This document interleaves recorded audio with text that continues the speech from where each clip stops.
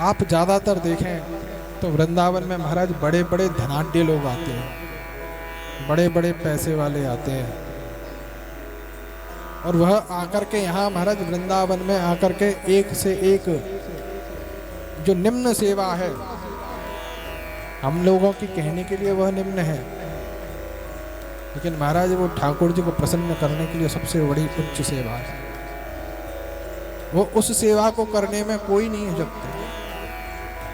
कोई आकर के सोहनी सेवा समझते हैं, झाड़ू लगाना, सड़कों पे झाड़ू लगा रहे, वनों में झाड़ू लगा रहे, किस लिए?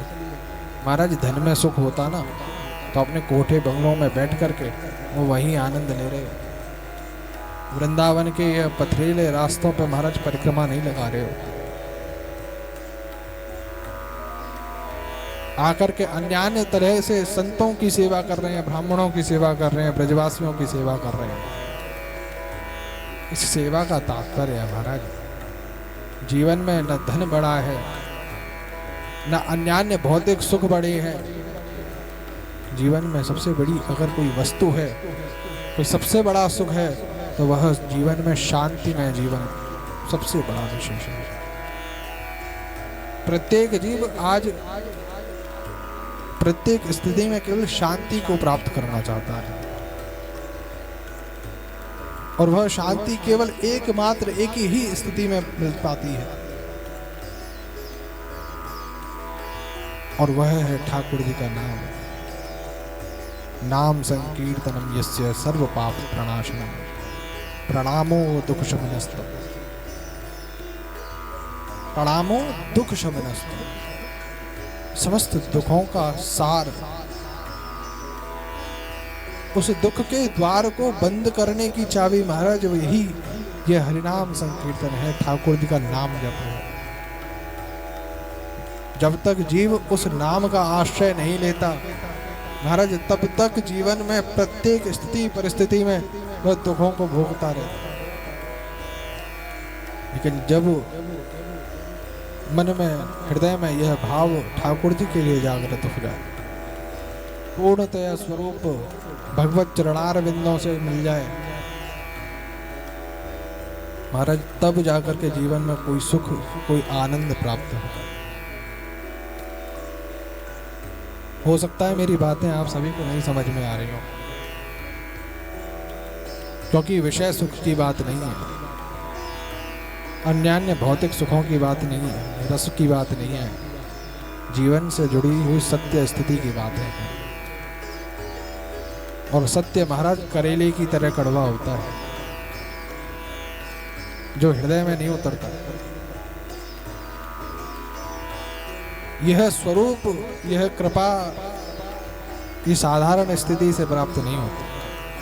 भगवत कृपा महाराज शूल के ऊपर चलने स्वरूप है। गोपियों ने जब ठाकुर जी ने अर्धरात्रि पर अपने गोपियों को बुलाया है, तो महाराज गोपियों ने यह नहीं देखा कि अर्धरात्रि हो रही है,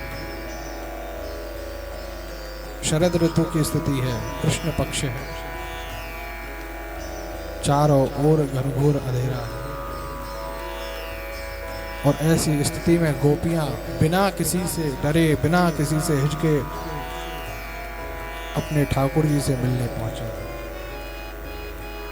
तब कथामृतम तप्त जीवनम, यह ठाकुर जी की कथा, यह ठाकुर जी की कृपा कोई साधारण स्थिति नहीं है।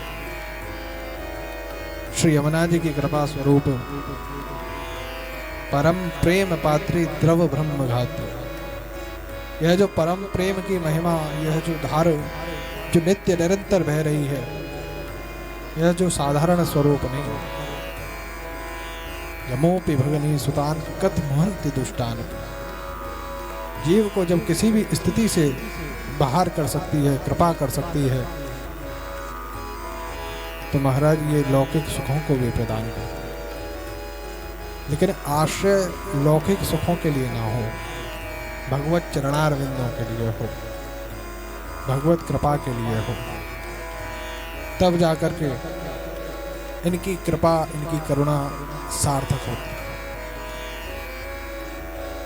महाप्रभु वल्लभाचार्य जी ने भी श्री यमुना जी की जब आराधना, श्री यमुना जी का जब यमुनाष्टकम का भाव गाया तो चारों ओर से दुखी थे। ब्रज के तत्व को नहीं समझ पा रहे थे, ब्रज के स्वरूप को नहीं समझ पा रहे थे।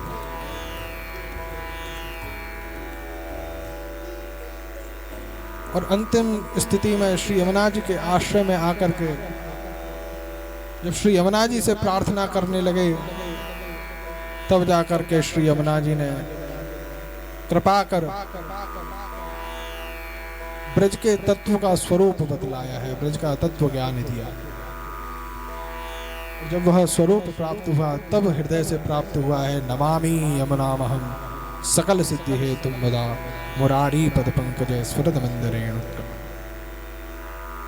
यह कृपा, यह करुणा श्री यमुना जी के ही आश्रम में प्राप्त होती। बोले श्याम सुंदर श्री यमुने महारानी की जय। जय जय श्री राधे।